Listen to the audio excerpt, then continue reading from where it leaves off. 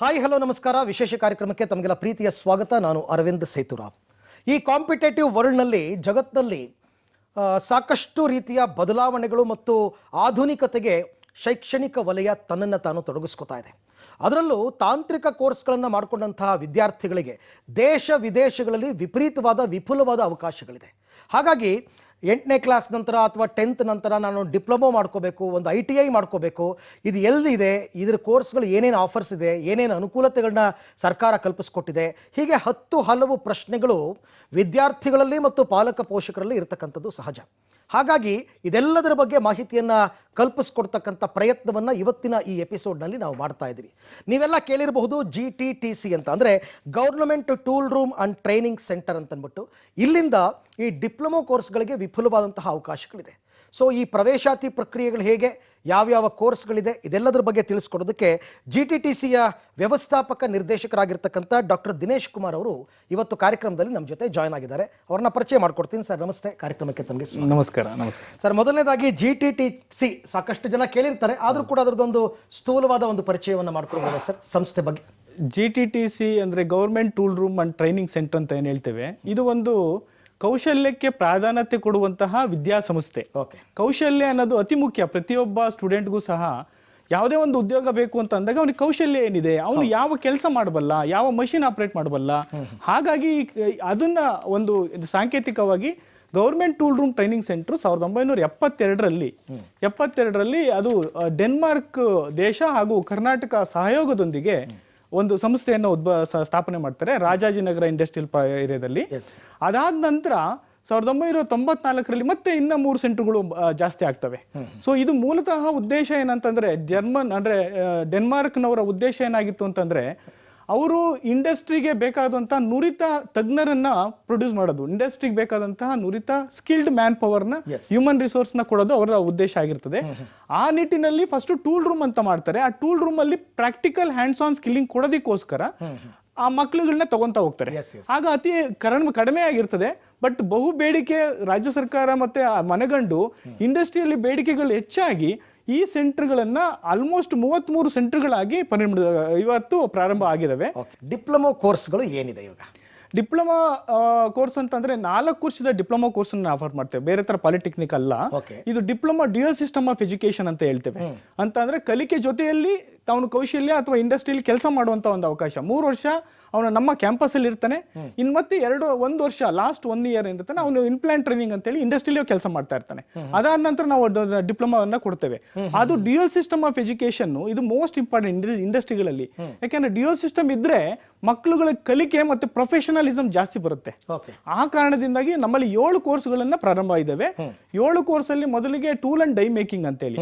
Tool and dye making ಅಂದ್ರೆ tool ಯಾವ್ದಾದ್ರು tool cutting tool ಆಗಿರ್ಬೋದು, ಆ ತರ ಟೂಲ್. ಮತ್ತೆ ಡೈ ಅಂತಂದ್ರೆ ನಮ್ಮ ಹಚ್ಚುಗಳು ಅಂತ ಹೇಳ್ತೇವೆ. ಈಗ ಫಾರ್ ಎಕ್ಸಾಂಪಲ್ ಎಲ್ಲ ಆಟೋಮೋಟಿವ್ ಇಂಡಸ್ಟ್ರೀಸ್ ಏನು ನಮ್ಮ ಕಾರ್ ಮ್ಯಾನುಫ್ಯಾಕ್ಚರಿಂಗ್ ಇರ್ಬೋದು, 2 ವೀಲರ್ ಮ್ಯಾನುಫ್ಯಾಕ್ಚರಿಂಗ್, ಅಲ್ಲಿ ಲ್ಯಾಕ್ಸ್ ಟುಗೆದರ್ ಆಫ್ ಕಾಂಪೋನೆಂಟ್ಸ್ ಬೇಕಾಗುತ್ತೆ. ಅದಕ್ಕೆ ಹಚ್ಚು ಬೇಕು. ಮೊದಲು ಹಚ್ಚನ್ನ ರೆಡಿ ಮಾಡಿಕೊಂಡು ಹಚ್ಚು ಮುಖಾಂತರ 100,000 1,000,000 ಲಕ್ಷಾಂತರ ಕಾಂಪೋನೆಂಟ್ ನ ಪ್ರೊಡ್ಯೂಸ್ ಮಾಡುತ್ತೆ.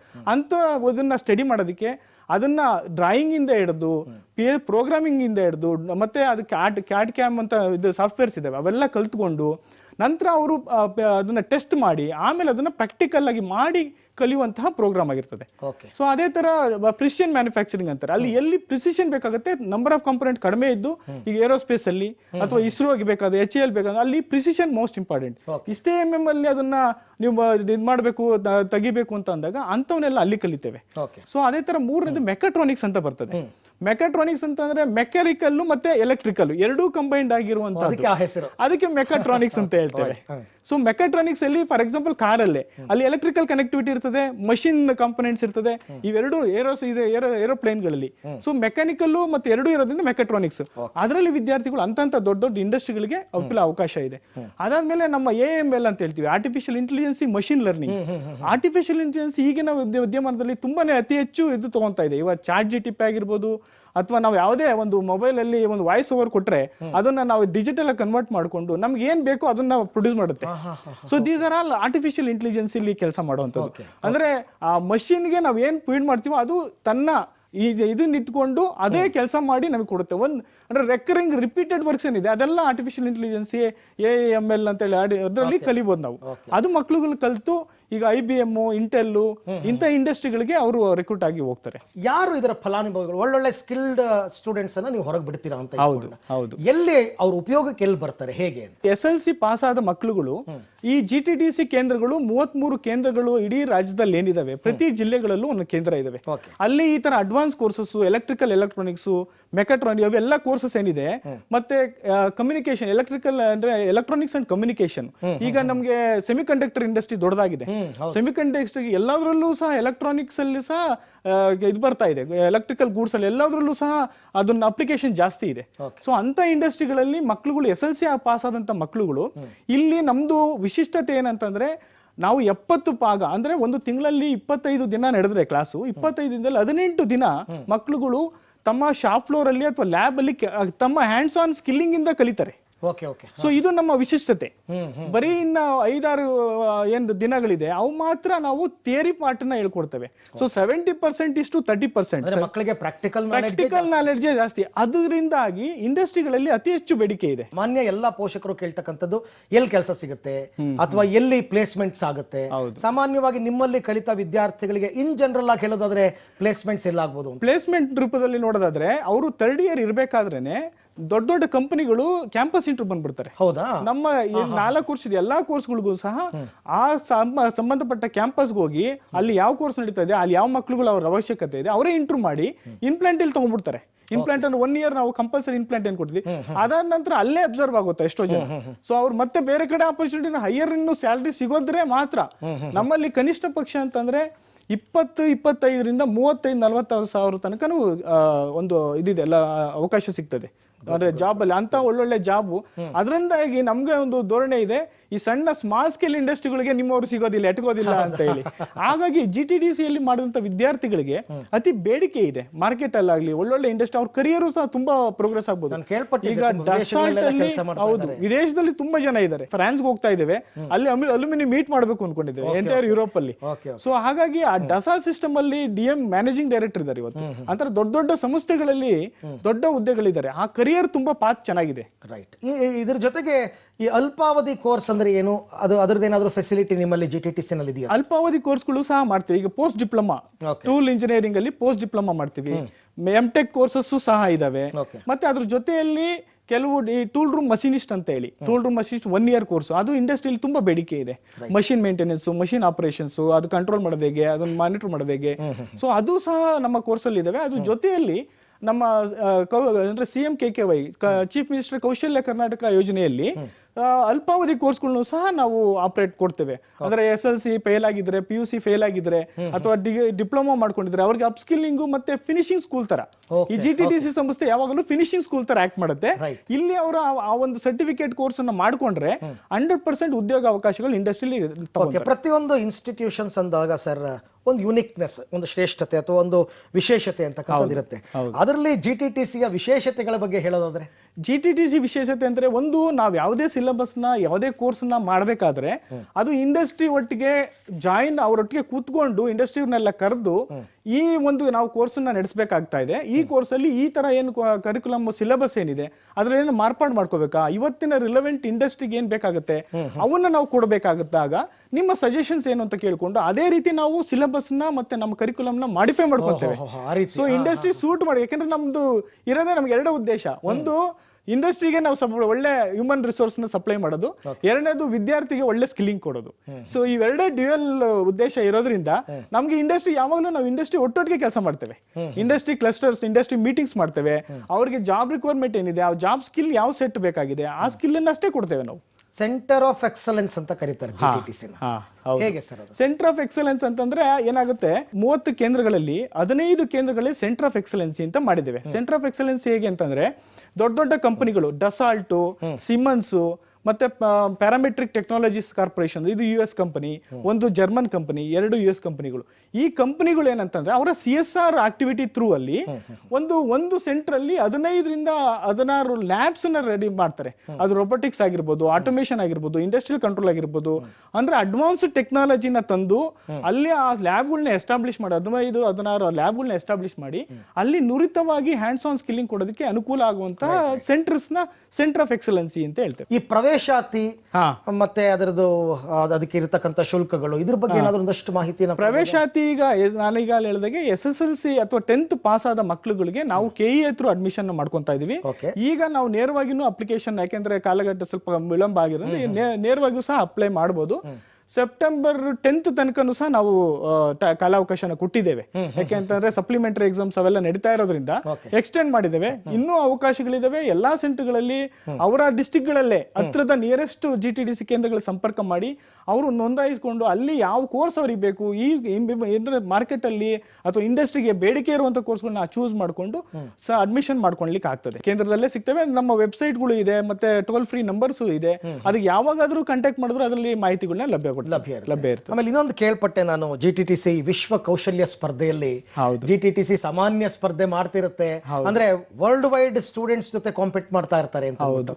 ಅದ್ರ ಬಗ್ಗೆ ಸ್ವಲ್ಪ ಮಾಹಿತಿ. ವಿಶ್ವ ಕೌಶಲ್ಯ ಇದೊಂದು ನಮಗೆ ಹೆಮ್ಮೆಯ ಸಂಗತಿ. ಏನಂತಂದ್ರೆ ಕರ್ನಾಟಕ ಇಡೀ ದೇಶದಲ್ಲೇ ವಿಶ್ವ ಕೌಶಲ್ಯ ಸ್ಪರ್ಧೆಗಳಲ್ಲಿ 2ನೇ ಸ್ಥಾನದಲ್ಲಿದೆ ದೇಶದಲ್ಲೇ. ಅಂತಂದ್ರೆ ಒರಿಸ್ಸಾ ಮೊದಲಿದೆ, ನಮ್ದು 2ನೇದು. ಮೊನ್ನೆ ಲಾಸ್ಟ್ ಸೆಪ್ಟೆಂಬರ್ ಅಲ್ಲಿ ನಡೆದಂತಹ ಇದರಲ್ಲಿ ನವೆಂಬರ್ ನಡೆದಂತಹ ಕರ್ನಾಟಕ 2ನೇ ಸ್ಥಾನ, 48 ಮೆಡಲ್ಗಳನ್ನ ತಗೊಂಡಿತ್ತು. ಆ ಕರ್ನಾಟಕ ತಗೊಂಡಂತ ಬಹುಪಾಲು GTDC ವಿದ್ಯಾರ್ಥಿಗಳು ತಗೊಂಡಿದ್ದಾರೆ. 14 ಮೆಡಲ್ಗಳನ್ನ GTDC ಒಂದೇ ಸಂಸ್ಥೆ ತಗೊಂಡಿದೆ. ಅದರಲ್ಲಿ ಈಗ ನಾವು ಅಂತಂದ್ರೆ ನಮ್ದು GTDC ಸಂಸ್ಥೆಯನ್ನ ಮಾಸ್ಟರ್ ಟ್ರೈನರ್ ಫೆಸಿಲಿಟಿ ಇದೆ. ಇಲ್ಲಿ ಬೇರೆ ಬೇರೆ ರಾಜ್ಯಗಳಿಂದ ಇಲ್ಲಿ ಟ್ರೈನಿಂಗ್ ಕಳಿಸಿದ್ದಾರೆ ವರ್ಲ್ಡ್ ಸ್ಕಿಲ್ ಲೆವೆಲ್ಗೋಸ್ಕರ. ಹಾಗಾಗಿ ನಮ್ಮ ವಿದ್ಯಾರ್ಥಿಗಳ ಜೊತೆಯಲ್ಲಿ ನಾವು ಒರಿಸ್ಸಾ ಮತ್ತೆ ಇನ್ನೊಂದು ಮಧ್ಯಪ್ರದೇಶ ಅಂತ ವಿದ್ಯಾರ್ಥಿಗಳಿಗೂ ಸಹ ನಾವು ಟ್ರೈನಿಂಗ್ ಕೊಡ್ತಾ ಇದ್ದೇವೆ. ಈಗ ಅವರು ಫ್ರಾನ್ಸ್ ಹೋಗ್ತಾ ಇದ್ದಾರೆ, ಅದರಲ್ಲಿ ನಮ್ಮ ವಿದ್ಯಾರ್ಥಿಗಳು ಹೋಗ್ತಾ ಇದ್ದಾರೆ. 2-3 ಜನ ನಮ್ಮಲ್ಲಿ ಹೊರಟು 9 ಜನ ಇಲ್ಲಿಂದ ನಮ್ಮ ಕರ್ನಾಟಕದಿಂದ ಹೋಗ್ತಾ ಇದ್ದಾರೆ. ನಮಗೂ ಹೆಮ್ಮೆ, ಯಾಕಂದ್ರೆ ನಮ್ಮ ಸರ್ಕಾರಿ ಸ್ವಾಮ್ಯದ ಸಂಸ್ಥೆ ಇಷ್ಟೆಲ್ಲ ಹೆಸರು ಮಾಡಿದೆ ಅಂತ. ಓಕೆ ಡಾಕ್ಟರ್ ದಿನೇಶ್ ಕುಮಾರ್ ಅವರು, ಥ್ಯಾಂಕ್ ಯು, ಸಾಕಷ್ಟು ವಿಚಾರ ತಿಳಿಸ್ಕೊಟ್ರಿ, ಧನ್ಯವಾದ. Thank you. ಓಕೆ, ಈಗ ಡಿಪ್ಲೊಮಾ ವಿಚಾರಕ್ಕೆ ಸಂಬಂಧಪಟ್ಟಂತೆ ಮಾಹಿತಿಯನ್ನು ಕೊಟ್ಟೆ ವೀಕ್ಷಕರೇ. ಬಟ್ ITI ಕೋರ್ಸ್ಗಳು ಕೂಡ ಇದೆ. ITI ಕೋರ್ಸ್ ಕೂಡ ತುಂಬಾನೇ ಇಂಪಾರ್ಟೆಂಟ್, ಯಾಕೆಂದ್ರೆ ವರ್ಲ್ಡ್ ವೈಡ್ ಡಿಮಾಂಡ್ ಇದೆ. ಅದ್ರ ಬಗ್ಗೆ ಕೂಡ ಮಾಹಿತಿಯನ್ನು ಕೊಡಿಸ್ತೀನಿ ಒಂದು ಪುಟ್ಟ ವಿರಾಮದ ನಂತರ.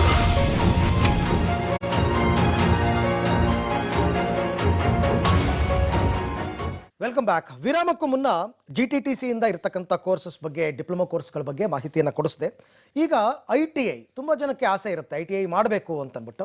ಸೊ ಕೈಗಾರಿಕಾ ತರಬೇತಿ ಮತ್ತು ಉದ್ಯೋಗ ಇಲಾಖೆಯಿಂದ ಏನೆಲ್ಲ ಫೆಸಿಲಿಟೀಸ್ ಇದೆ ಇದಕ್ಕೆ ಸಂಬಂಧಪಟ್ಟಂತೆ ಮಾಹಿತಿಯನ್ನು ಕೊಡೋದಕ್ಕೆ ಕೈಗಾರಿಕಾ ತರಬೇತಿ ಮತ್ತು ಉದ್ಯೋಗ ಇಲಾಖೆಯ ಆಯುಕ್ತರು ನಮ್ಮ ಜೊತೆ ಇದ್ದಾರೆ, ಡಾಕ್ಟರ್ R ರಾಗಪ್ರಿಯಾ ಅವರು. ಮೇಡಮ್ ನಮಸ್ತೆ, ಕಾರ್ಯಕ್ರಮಕ್ಕೆ ತಮಗೆ ಸ್ವಾಗತ. ನಮಸ್ಕಾರ, ಸ್ವಾಗತ.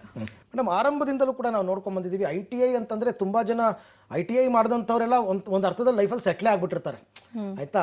ಈಗಲೂ ಕೂಡ ಡಿಮಾಂಡ್ ಮುಂದುವರಿತಾನೆ ಇದೆ. ಅದು ಯಾಕೆ, ಹೇಗೆ, ಇವಾಗ ಡಿಮಾಂಡ್ ಹೇಗಿದೆ ಅಂತ ಒಂದು ಆರಂಭದ ಮಾಹಿತಿ ಕೊಡ್ಬೋದಾ ಮೇಡಮ್? ಖಂಡಿತ. ಸೊ ನಮ್ಮ ITI ಸ್ಟೂಡೆಂಟ್ಸ್ಗೆ ಅವಕಾಶ ಏನಿದೆ ಅಂತ ಹೇಳಕ್ ಮುಂಚೆ ITI ಯಾರು ತಗೋಬಹುದು ಅಂತ ನಾನು ಒಂದು ಬ್ರೀಫ್ ಆಗಿ ಹೇಳ್ಬಿಡ್ತೀನಿ. ಸೊ SSLC ಯಾವ ಸ್ಟೂಡೆಂಟ್ ಸಕ್ಸಸ್ಫುಲ್ ಆಗಿ ಕಂಪ್ಲೀಟ್ ಮಾಡಿದ್ದಾರೆ, ತೇರ್ಗಡೆ ಆಗಿದ್ದಾರೆ, ಅವರು ಎಲ್ಲರೂ ಕೂಡ ITIಗೆ ಎಲಿಜಿಬಿಲಿಟಿ ಆಗ್ತಾರೆ. ಸೊ ನಮ್ಮಲ್ಲಿ ನೀವು ಕಾಮನ್ ಕೋರ್ಸಸ್ ಯಾವುದು ಅಂತ ನೋಡಿದ್ರೆ electrician, mechanical, electronic mechanic, fitter, motor vehicle mechanic, AC technician, ಈ ತರ ಕೋರ್ಸಸ್ ಇದೆ. ನೀವು ಕಾಮನ್ ಆಗಿ ನೀವು ಎಲ್ಲಿ ಬೇಕಾದ್ರೂ ನೋಡಿದ್ರು ITI ಮುಗಿಸಿ ಯಾವ ಹುಡುಗರು ಹೊರಗಡೆ ಬರ್ತಾರೆ ಅವ್ರಿಗೆ ಇಮಿಡಿಯೇಟ್ಲಿ ಪ್ಲೇಸ್ಮೆಂಟ್ ಅವಕಾಶ ಸಿಗ್ತದೆ. ಸೊ ಫಾರ್ ಎಕ್ಸಾಂಪಲ್ ನೀವು AC ಟೆಕ್ನಿಷಿಯನ್ ಅಂತ ತಗೊಂಡ್ರೆ there is a lot of demand for AC technician. ಅದೇ ತರ ಸೋಲಾರ್ ಟೆಕ್ನಿಷಿಯನ್ ಅಂದ್ರೆ ತುಂಬಾ ಡಿಮ್ಯಾಂಡ್ ಇದೆ. ಸೊ ITI ಮುಗಿಸಿ ಬರೋ ಹುಡುಗರು ಮತ್ತು ಹುಡುಗಿಯರು ಎಲ್ಲರಿಗೂ ಕೂಡ ನಮ್ಮ ಎಂಪ್ಲಾಯ್ಮೆಂಟ್ ಆಪರ್ಚುನಿಟಿ ತುಂಬಾ ಅವಕಾಶಗಳಿದೆ. ನಮ್ಮ ದೇಶದಲ್ಲಿ ಮತ್ತು ವಿದೇಶ ದೇಶದಲ್ಲಿ ಕೂಡ ತುಂಬಾ ಅವಕಾಶ ಇರೋ ಕಾರಣ ITI is much in demand. ಹಾಗಾದ್ರೆ ಈಗ ರಾಜ್ಯದಲ್ಲಿರ್ತಕ್ಕಂಥ ITIಗಳ ವಿವರ ಒಂದು ಬ್ರೀಫ್ ಇನ್ಫಾರ್ಮೇಶನ್ ಕೊಡ್ಬೋದಾ ಮೇಡಮ್? ಖಂಡಿತ. ಸೊ ನಮ್ಮ ಕರ್ನಾಟಕ ರಾಜ್ಯದಲ್ಲಿ 270 ಗವರ್ಮೆಂಟ್ ITIs ಇದೆ ಮತ್ತು ಏಡೆಡ್ ITIs, ಅನುದಾನಿತ ITIs ಅಂತ ನೋಡಿದಾಗ 192 ಇದೆ. ಇದು ಅಲ್ಲದೆ 1031 ಪ್ರೈವೇಟ್ ITIಗಳು ಕೂಡ ಇದೆ. ಸೊ ಸುಮಾರು ITIಗಳು ನಮ್ಮ ಕರ್ನಾಟಕ ರಾಜ್ಯದಲ್ಲಿ ಇದೆ. ಅದರಲ್ಲಿ ಮಹಿಳೆಯರಿಗೂ ಗರ್ಲ್ಸ್ಗೂ ಸಪರೇಟ್ ಇದೆ ಅಂತ ಖಂಡಿತ ನಮ್ಮ ಕರ್ನಾಟಕದಲ್ಲಿ ಮಹಿಳೆಯರಿಗೆ ಪ್ರತ್ಯೇಕವಾಗಿ ಎಕ್ಸ್ಕ್ಲೂಸಿವ್ಲಿ ಫಾರ್ ವುಮೆನ್ 22 ITIಗಳಿದೆ. 19 ಜಿಲ್ಲೆಗಳಲ್ಲಿ ಇದೆ. ಸೊ ಇದನ್ ಮುಖಾಂತರ ಯಾವಾಗಲೂ ಏನಾಗುತ್ತೆ, ನಮ್ಮ ITI ಸೆಟಪ್ ಫಾರ್ ಎಕ್ಸಾಂಪಲ್ ಯಾವ ಟ್ರೇಡ್ಸ್ ಫಿಟ್ಟರ್ ಅಥವಾ ಎಲೆಕ್ಟ್ರಿಷಿಯನ್ ಅಥವಾ ಎಲೆಕ್ಟ್ರಾನಿಕ್ ಮೆಕ್ಯಾನಿಕ್ ಅಂತ ನೋಡುವಾಗ ಮಹಿಳೆಯರಿಗೆ ಒಂದು ಭಯ ಇರ್ತದೆ, ಇದೆಲ್ಲ ಮೇಲ್ ಡಾಮಿನೇಟೆಡ್ ಇಂಡಸ್ಟ್ರೀಸ್ ಇದೆ, ಇದರಲ್ಲಿ ನಮ್ಗೆ ಕೆಲಸ ಮಾಡಕ್ ಆಗಲ್ಲ, ಇಲ್ಲ ಇದಕ್ಕೆ ತುಂಬಾ ಸ್ಟ್ರೆಂತ್ ಬೇಕಾಗುತ್ತೆ, ಇಂತ ಒಂದು ಮಿಸ್ಕನ್ಸೆಪ್ಷನ್ಸ್ ಇರ್ತದೆ. ಅದನ್ನು ನಾವು ಸ್ವಲ್ಪ ಸರಿಪಡಿಸಕ್ಕೆ ಮತ್ತು ಮಹಿಳೆಯರಿಗೆ ಕೂಡ ನೀವು ಕೂಡ ಬಂದು ITIಲಿ ಸೇರಿ ಬಹಳ ಸಕ್ಸಸ್ಫುಲ್ ಆಗಿ ಒಂದು ನಿಮ್ಗೆ ಒಂದು ಕೆರಿಯರ್ ಆಪರ್ಚುನಿಟಿ ಸಿಗ್ತದೆ ಅಂತ ತೋರ್ಸೋದಕ್ಕೆ ನಾವು 26 ಪ್ರತ್ಯೇಕವಾಗಿ ಎಕ್ಸ್ಕ್ಲೂಸಿವ್ ವಿಮೆನ್ಸ್ ITIs ಅನ್ನು ಸ್ಟಾರ್ಟ್ ಮಾಡಿದ್ದೇವೆ. ಅದಲ್ಲದೆ ನಮ್ಮಲ್ಲಿ ಇರುವ ಎಲ್ಲ ITIs ಅಲ್ಲಿ ಕೂಡ 33% ವುಮೆನ್ಸ್ ರಿಸರ್ವೇಶನ್ ಇದೆ. ಸೊ ಮಹಿಳೆಯರಿಗೆ ಸಾಕಷ್ಟು ಅವಕಾಶ ಇದೆ ITIಲಿ ಅಡ್ಮಿಷನ್ ತಗೊಳ್ಳೋದಕ್ಕೆ. ಸೀಟ್ಸ್ ನೋಡ್ತಾ ಹೋದ್ರೆ, ನಂಬರ್ ಆಫ್ ಸೀಟ್ಸ್ ನೋಡ್ತಾ ಹೋದ್ರೆ ಸಾಕಷ್ಟು ಸೀಟ್ಗಳು ಲಭ್ಯತೆ ಇದೆಯಾ ಎಲ್ಲಾ ಕಾಲೇಜುಗಳಲ್ಲೂ?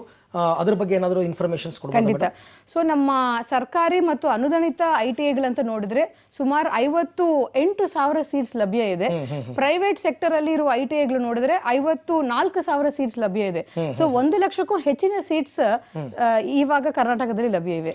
ಓಕೆ, ಹಾಗಾದ್ರೆ ಈಗ ITI ನಲ್ಲಿ ಲಭ್ಯ ಇರತಕ್ಕಂತ ವೃತ್ತಿಗಳು ಹಾಗೂ ವಿವರ, ಇದರ ಬಗ್ಗೆ ಏನ್ ಮಾಹಿತಿ ಕೊಡ್ತೀರಾ? ನಮ್ಗೆ ITI ಕೋರ್ಸ್ ಅಂತ ನೋಡಿದಾಗ 2 ಟೈಪ್ ಆಫ್ ಕೋರ್ಸಸ್ ಇದೆ. ಒಂದು ವರ್ಷ ಕೋರ್ಸ್ ಹಾಗೂ 2 ವರ್ಷ ಕೋರ್ಸ್.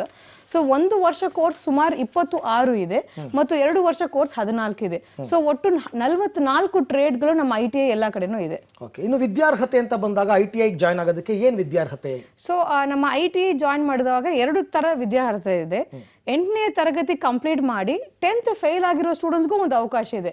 ಯಾವುದು ಕಂಪ್ಲೀಟ್ ಆಗಿ 10th ಫೇಲ್ ಆಗಿರೋರಿಗೆ ಕೂಡ ಶೀಟ್ ಮೆಟಲ್ ವೆಲ್ಡರ್ ಅಂತ ಇದೆ, ಕಾರ್ಪೆಂಟ್ರಿ ಇದೆ, ಇಂಥ ಕೋರ್ಸಸ್ ಅವ್ರು ಹೋಗ್ಬೋದು. ಅಥವಾ 10th ಕಂಪ್ಲೀಟ್ಲಿ ಪಾಸ್ ಆಗಿ ಬಂದಿರೋ ಸ್ಟೂಡೆಂಟ್ಸ್ಗೆ ನಮ್ಮ ಕನ್ವೆನ್ಷನಲ್ ಡೆಸಿಗ್ನೇಟೆಡ್ ಕೋರ್ಸಸ್ ಇದೆ. ಯಾವುದಂದ್ರೆ electrician, electronic mechanic, fitter, AC technician, industrial robotics, advance CNC machining ಅಂತ ಈಗ ನಮ್ಮ ಇಂಡಸ್ಟ್ರೀಸ್ಗೆ ಬೇಕಾಗಿರೋ ಹೊಸ ಕೋರ್ಸಸ್ ಕೂಡ ನಾವು ಈ ವರ್ಷ ಸೇರ್ಪಡೆ ಸ್ಟಾರ್ಟ್ ಮಾಡಿದ್ದೇವೆ. ಪೇರೆಂಟ್ಸ್ ಮತ್ತೆ ಸ್ಟೂಡೆಂಟ್ ಕೇಳೋದು, ಅಯ್ಯೋ ಎಷ್ಟಾಗ್ಬಿಡುತ್ತಪ್ಪ ಶುಲ್ಕ, ಫೀಸ್ ಎಷ್ಟು ಇದೆ, ತುಂಬಾ ಆಗುತ್ತೆ, ನಮ್ಮ ಕೈಲಿ ಅಫೋರ್ಡ್ ಮಾಡಕ್ ಆಗಲ್ಲ ಅಂತೆಲ್ಲ ಇರುತ್ತೆ. ಸೊ ಅದ್ರ ಬಗ್ಗೆ ಒಂದಷ್ಟು ಮಾಹಿತಿ ಕೊಟ್ಬಿಡ್ಬೋದಾ? ಖಂಡಿತ. ಈ ಫೀಸ್ ಬಗ್ಗೆ ಯಾರು ಕೂಡ ತಲೆ ಕೆಡಿಸ್ಕೊಳ್ಬೇಕಾಗುದಿಲ್ಲ. ಯಾಕಂದ್ರೆ ನಮ್ಮ ಟ್ರೇಡ್ಸ್ ನೀವು ನೋಡಿದಾಗ ನಮ್ಮ ಗವರ್ಮೆಂಟ್ ITIದಲ್ಲಿ ಫೀಸ್ ಇರುವುದು ಬರೀ 1,200 ರೂಪಾಯಿ ಒಂದು ವರ್ಷಕ್ಕೆ, ಮತ್ತು ನಮ್ಮ ಏಡೆಡ್ ITIs ಅಲ್ಲಿ 2,400 ರೂಪಾಯಿ. ಸೊ ಬಹಳ ಸಬ್ಸಿಡೈಸ್ಡ್ ಫೀಸ್ ಇದೆ. ಸೊ ಯಾರು ಕೂಡ ಫೀಸ್ ಬಗ್ಗೆ they do not have to have any apprehension. Definitely. ITI ಸೇರ್ಕೊಳ್ಳೋದಕ್ಕೆ ಏಜ್ ಲಿಮಿಟ್ ಅಂತ ಏನಾದ್ರು ಬರುತ್ತಾ ಮೇಡಮ್? ಅದಕ್ಕೆ ಆ ತರದ ಏನಾದ್ರು ರೂಲ್ಸ್ ಇದೆಯಾ? 14 ವರ್ಷ ಮೇಲ್ಪಟ್ಟ ಹುಡುಗಿಯರು ಮಾತ್ರ ಇದಕ್ಕೆ ಜಾಯಿನ್ ಮಾಡಬಹುದು. ಅಪ್ಪರ್ ಏಜ್ ಲಿಮಿಟ್ ಇಲ್ಲ. ಎಷ್ಟು ವರ್ಷ ಇದ್ರೂ ಕೂಡ ಯಾವ ವಯೋಮಾನದವರು ಬೇಕಾದ್ರೂ ಅಡ್ಮಿಷನ್ ಆಗಬಹುದು. 14 ವರ್ಷ ಮೇಲ್ಪಟ್ಟವರು ಅಷ್ಟೇ. ಇನ್ನು ಇದಕ್ಕೆ ಏನ್ ಡಾಕ್ಯುಮೆಂಟ್ಸ್ ಬೇಕಾಗುತ್ತೆ ಪ್ರವೇಶ? ಸೊ ಈಗ ಆನ್ಲೈನ್ ಅಪ್ಲಿಕೇಶನ್ ಪ್ರಾಸೆಸ್ ಈಗ ಕಂಪ್ಲೀಟ್ ಆಗಿದೆ. ಈಗ ವಾಕ್ ಇನ್ ಪ್ರಾಸೆಸ್ ಇದೆ. ಫಾರ್ ಎಕ್ಸಾಂಪಲ್, ಈಗ ಯಾರೋ ಒಬ್ಬ ಸ್ಟೂಡೆಂಟ್ ITIಯಲ್ಲಿ ಅಡ್ಮಿಷನ್ ಮಾಡಬೇಕಂದ್ರೆ ಜಸ್ಟ್ ITIಗೆ ವಾಕ್ ಇನ್ ಮಾಡಿ ಈ ದಾಖಲಾತಿಗಳನ್ನು ಕೊಡಬೇಕು. ಯಾವುದಂದ್ರೆ SSLC ಮಾರ್ಕ್ಸ್ ಕಾರ್ಡ್ ಕೊಡಬೇಕು. ಆಮೇಲೆ ಅವ್ರದ್ದು 5 years ಈ ಕರ್ನಾಟಕದಲ್ಲಿ ಓದಿದಾರಂತ ಅದು ಒಂದು ಸರ್ಟಿಫಿಕೇಟ್ ಕೊಡಬೇಕು, ಮತ್ತು ಜಾತಿ ಮತ್ತು ಆದಾಯ ಪ್ರಮಾಣ ಪತ್ರ. ಈ ಒಂದು ದಾಖಲಾತಿಗಳು ಕೊಟ್ರೆ ಖಂಡಿತ we will consider them for admission. ಪಠ್ಯಕ್ರಮ ಅಂತ ಬರುತ್ತೆ, ಸಿಲೆಬಸ್ ಟೈಪ್ಸ್ ಯಾವ ತರ ಮೇಡಮ್ ITI ನಲ್ಲಿ? ನಮ್ಮ ITI ಸಿಲೆಬಸ್ ಅಂದ್ರೆ ನಾನು ಪ್ರೀವಿಯಸ್ಲಿ ಮೆನ್ಷನ್ ಮಾಡಿದಾಗ 1 ವರ್ಷ ಕೋರ್ಸಸ್ ಇದೆ, 2 ವರ್ಷ ಕೋರ್ಸಸ್ ಇದೆ. So we have engineering courses ಅಂತ ಇರ್ತದೆ ಮತ್ತು ನಾನ್ ಎಂಜಿನಿಯರಿಂಗ್ ಕೋರ್ಸಸ್ ಅಂತ ಕೂಡ ಇದೆ.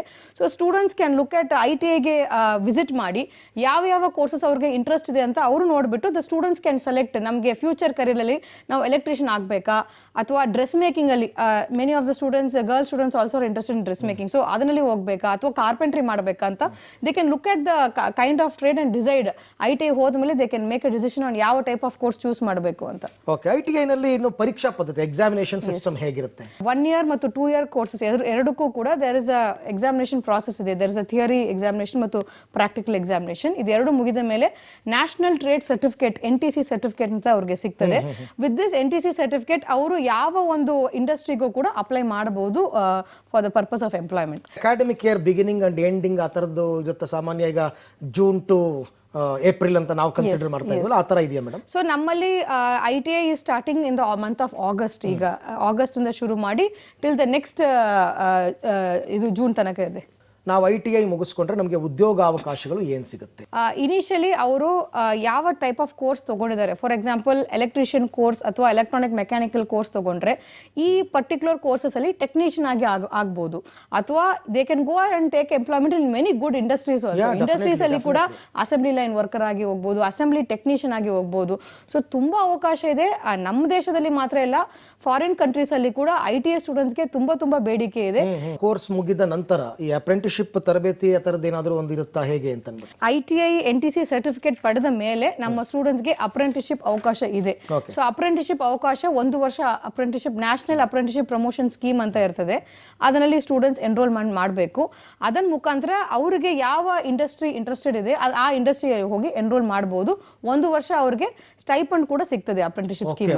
ಫೈನ್. ITI ಕೋರ್ಸ್ ಅನ್ನು ಯಶಸ್ವಿಯಾಗಿ ಮುಗಿಸಿದ ಮೇಲೆ ಆ ಸ್ಟೂಡೆಂಟ್ಗೆ ಅಥವಾ ಆ ವ್ಯಕ್ತಿಗೆ ಸಿಗ್ತಕ್ಕಂಥ ಪ್ರಯೋಜನಗಳೇನು, ಲಾಭಗಳೇನು? ಒಂದು ITI ಮುಗಿದ ಮೇಲೆ ಆ ಪರ್ಟಿಕ್ಯುಲರ್ ಟ್ರೇಡ್ ಅಲ್ಲಿ ಅಥವಾ ಆ ಪರ್ಟಿಕ್ಯುಲರ್ ಸೆಕ್ಟರ್ ಅಲ್ಲಿ ಇಮಿಡಿಯೇಟ್ಲಿ ಎಂಪ್ಲಾಯ್ಮೆಂಟ್ ಪಡೆಯಬಹುದು. ಮೋರ್ ದೆನ್ 80% ಪ್ಲೇಸ್ಮೆಂಟ್ ಆಪರ್ಚುನಿಟೀಸ್ ಈಗ ನಮ್ಮ ಲೆಕ್ಕ ಪ್ರಕಾರ 80% ಪ್ಲೇಸ್ಮೆಂಟ್ ಆಪರ್ಚುನಿಟಿ ಸಿಗ್ತಾ ಇದೆ. ತುಂಬಾ ITIಗೆ ತಕ್ಕಂತೆ ಎಷ್ಟೋ ವೇಕೆನ್ಸೀಸ್ ಇದೆ ಮತ್ತು ಅವರು ಕೂಡ ITI ಸ್ಟೂಡೆಂಟ್ಸ್ಗೆ ನಮ್ಮ ಕ್ಯಾಂಪಸ್ ಅಲ್ಲಿ ಕೂಡ ಕ್ಯಾಂಪಸ್ ಇಂಟರ್ವ್ಯೂ ಮಾಡಿ ಸೆಲೆಕ್ಷನ್ ಮಾಡ್ತಾ ಇದ್ದಾರೆ.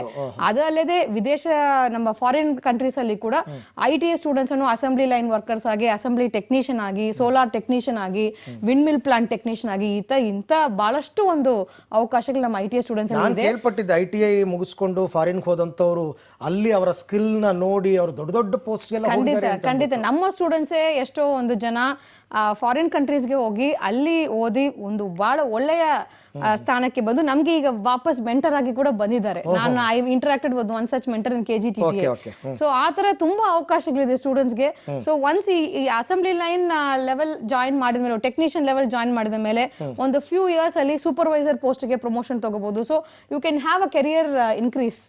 ಸೊ ಸರ್ಕಾರಿ ITIಗಳು ಉದ್ಯೋಗ ಯೋಜನೆ ಅಡಿಯಲ್ಲಿ ಉನ್ನತೀಕರಿಸಲಾಗಿದೆ ಅಂತ ಒಂದಷ್ಟು ಮಾಹಿತಿ ಬಂತು. ಹೇಗೆ ಮೇಡಮ್ ಅದು? ನಮ್ಮ 270 ಸರ್ಕಾರಿ ITI ಪೈಕಿ 150 ಸರ್ಕಾರಿ ITIಗಳಲ್ಲಿ ಈ ಟಾಟಾ ಉದ್ಯೋಗ ಪ್ರಾಜೆಕ್ಟ್ ಅಂತ ಒಂದು ಹೊಸ ಪ್ರಾಜೆಕ್ಟ್ 2 ವರ್ಷ ಹಿಂದ್ಗಡೆ ಶುರು ಮಾಡಿದ್ದೇವೆ. ಈ ಒಂದು ಪ್ರಾಜೆಕ್ಟ್ ಅಲ್ಲಿ 6 ಲಾಂಗ್ ಟರ್ಮ್ ಕೋರ್ಸಸ್ ಮತ್ತು 23 ಶಾರ್ಟ್ ಟರ್ಮ್ ಕೋರ್ಸಸ್ ಸ್ಟಾರ್ಟ್ ಮಾಡಿದ್ದೇವೆ. ಸೊ ಈ 6 ಲಾಂಗ್ ಟರ್ಮ್ ಕೋರ್ಸಸ್ ಯಾವುದಂದ್ರೆ ನಾವು ಇಂಡಸ್ಟ್ರಿ ಜೊತೆಗೆ ಚರ್ಚೆ ಮಾಡಿ ಯಾವ ಕೋರ್ಸಸ್ ಇಂಡಸ್ಟ್ರಿಗೆ ತುಂಬಾ ಬೇಕಾಗುತ್ತೆ, ಅನುಕೂಲತೆ ಆಗುತ್ತೆ ಅಂತ ಕೋರ್ಸಸ್ ಅನ್ನು ನಾವು ಶುರು ಮಾಡಿದ್ದೇವೆ. ಸೊ ಇಂಡಸ್ಟ್ರಿಯಲ್ ರೋಬೋಟಿಕ್ಸ್, ಆಮೇಲೆ advanced CNC machining, electric vehicle courses, virtual verifier, industrial automation, ಇಂಥ ಕೋರ್ಸಸ್ ಅನ್ನು ನಾವು ಲಾಂಗ್ ಟರ್ಮ್ ಕೋರ್ಸಸ್ ಆಗಿ ಶುರು ಮಾಡಿದ್ದೇವೆ. ಅದ್ರ ಜೊತೆಗೆ 23 ಶಾರ್ಟ್ ಟರ್ಮ್ ಕೋರ್ಸಸ್. ಸೊ ನಮ್ಮ ITI ಅಲ್ಲಿ ಲಾಂಗ್ ಟರ್ಮ್ ಕೋರ್ಸಸ್ ಜಾಯಿನ್ ಮಾಡಿಬಿಟ್ಟು ಅದ್ರ ಜೊತೆಗೆ ಈ 3 ತಿಂಗಳು ಈ ಶಾರ್ಟ್ ಟರ್ಮ್ ಕೋರ್ಸಸ್ ಅನ್ನು ಮಾಡಿದ್ರೆ ನಿಮ್ಗೆ ಪ್ಲೇಸ್ಮೆಂಟ್ ಅವಕಾಶ ಇನ್ನೂ ಜಾಸ್ತಿ ಆಗುತ್ತೆ. ಸೊ ಆ ತರ ನಾವು ಒಂದು ಪ್ಲಾನ್ ಮಾಡ್ತೀವಿ. ಕೊನೆಯದಾಗಿ ಪ್ರವೇಶಾತಿ ಅಥವಾ ದಾಖಲಾತಿ ಪ್ರಕ್ರಿಯೆ ಮತ್ತು ಲಾಸ್ಟ್ ಡೇಟ್ ಅದ್ರ ಬಗ್ಗೆ ಮಾಹಿತಿ ಕೊಡಿ. ಇನ್ನು 1 ವಾರ ಅವಕಾಶ ಇದೆ ನಮ್ಮ ITI ಅಡ್ಮಿಷನ್ ಮಾಡೋದಕ್ಕೆ. ಇದು ಅಲ್ಲದೆ ಯಾವುದು ನಮ್ಮ ಅಡ್ಮಿಷನ್ ಪ್ರಾಸೆಸ್ ಅಲ್ಲಿ ಎಕ್ಸ್ಟೆನ್ಷನ್, ನಮಗೆ ಕೇಂದ್ರ ಸರ್ಕಾರದಿಂದ ಎಕ್ಸ್ಟೆನ್ಷನ್ ಆರ್ಡರ್ ಬಂದ್ರೆ ಅದು ಇನ್ನೂ ಇನ್ಕ್ರೀಸ್ ಆಗುತ್ತೆ. ಬಟ್ ಆಸ್ ಆಫ್ ಟುಡೇ ಇನ್ನೂ 1 ವಾರ ಅವಕಾಶ ಇದೆ ITI ಅಡ್ಮಿಷನ್ ಮಾಡೋದಕ್ಕೆ. ಸೊ ಈಗ ನೀವು ಆರಂಭದಲ್ಲಿ ಹೇಳಿದಂತಹ ದಾಖಲಾತಿಗಳನ್ನೆಲ್ಲ ನೇರವಾಗಿ ತಂದು ನೇರವಾದಂತಹ ದಾಖಲಾತಿ ಆಗುತ್ತೆ, ಡೈರೆಕ್ಟ್ ಆಗಿ ತರಬಹುದು. Yes, walk in interview to the ITI. ನಿಮ್ಮ ನಿಯರೆಸ್ಟ್ ITI ಯಾವ್ದಿದೆ ದಯವಿಟ್ಟು ಆ ITI ಅನ್ನು ಅಪ್ರೋಚ್ ಮಾಡಿ ನಾನು ಹೇಳಿರೋ ದಾಖಲಾತಿ ತಗೊಂಡು ಹೋಗಿ ಪ್ರಿನ್ಸಿಪಲ್ ಹತ್ರ ನಿಮ್ಗೆ ಯಾವ ಕೋರ್ಸ್ ಬೇಕು ಅದರಲ್ಲಿ ನಿಮಗೆ ಏನ್ ಅವೈಲೇಬಲ್ ಸೀಟ್ಸ್ ಇದೆ ವೆರಿಫಿಕೇಶನ್ ಮಾಡಿ ಇಮಿಡಿಯೇಟ್ಲಿ ನೀವು ಅಪ್ಲಿಕೇಶನ್ ಮತ್ತು ಅಡ್ಮಿಷನ್ ತಗೋಬಹುದು. ಸೊ ಯಾರು ITIಗೆ ದಾಖಲಾಗಬೇಕು ಅಂತಕ್ಕಂಥ ಆಸೆ ಮತ್ತೆ ಮೇಡಮ್ ಕೊಟ್ಟಂತಹ ಮಾಹಿತಿಗಳ ಮುಖಾಂತರ ಇಂಟ್ರೆಸ್ಟ್ ಆಯಿತು, ನೀವುಗಳು ಎಲ್ಲಿಗೆ ನೋಡಬೇಕು, ಯಾವ ವೆಬ್ಸೈಟ್ ಅನ್ನು ನೋಡಬೇಕು, ಏನು ಮಾಹಿತಿ ಬರಬೇಕು, ಯಾವ ದೂರವಾಣಿ ಸಂಖ್ಯೆ ನೀವು ನೋಡಬೇಕು, ಅದಕ್ಕೆ ಸಂಬಂಧಪಟ್ಟಂತೆ ವಿಳಾಸ ಬರ್ತದೆ, ಒಂದು ಸರ್ತಿ ನೋಟ್ ಮಾಡ್ಕೊಳ್ಳಿ.